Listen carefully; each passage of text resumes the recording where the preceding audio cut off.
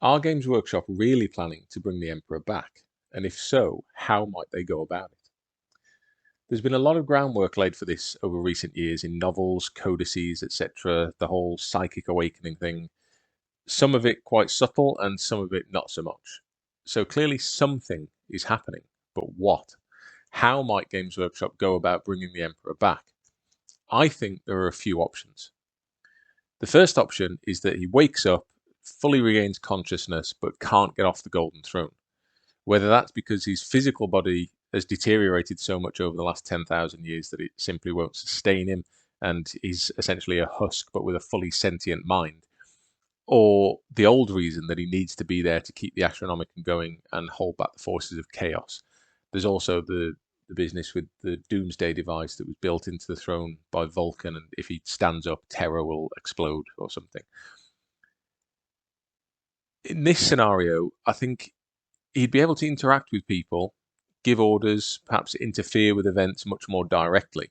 And this would be quite a safe bet, as it allows Games Workshop to move the story forward and introduce new Emperor-centric rules to the tabletop, such as the Emperor intervening in a battle to help a living saint or somebody that shows extreme faith. Um, and the Games Workshop could do this without introducing the seismic shift to the setting of bringing the Emperor back fully and all the implications that that would have. It also leaves the door open for them to develop the story later on. If they decide that actually the Emperor in this setting is working quite well, and they try and bring him back more and more with him healing, or the Eldari coming and helping to get him a new body, or whatever that might be. The second option is that the Emperor is fully revived and can get off the Golden Throne, travel around like he did during the Great Crusade, and it's as though nothing ever happened. I think this one's very unlikely, as as unlikely as this turn of events would be. It would also be a fundamental change to the bedrock of the 40k setting, perhaps quite a bit more so than Games Workshop would be comfortable with, and it'd probably require an entire reboot of the game and the whole setting, like we saw with Warhammer Fantasy and Age of Sigmar, a kind of Age of the Emperor type thing. And I don't think 40k needs that. It's my understanding that Warhammer Fantasy sales were dwindling, which was why they did this reboot, and I don't think 40k is in the same position. This scenario also introduces the problem of having a fully functioning Emperor playable on the tabletop, which, if it had rules that were anywhere close to the law, would utterly ruin the game, because it'd just kill everything it looked at, and it'd be all but unkillable. It'd probably be 50 or 60 power and cost thousands of points as well, so you'd never get to use it anyway. It'd be like a Titan or something. A way around that would be for the Emperor to return, but with severely diminished powers, and I don't think anybody would want to see that.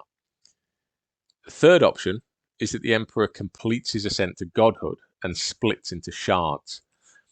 I think this is one of the more likely options, as it brings the Emperor back, but in a way that doesn't completely ruin the setting.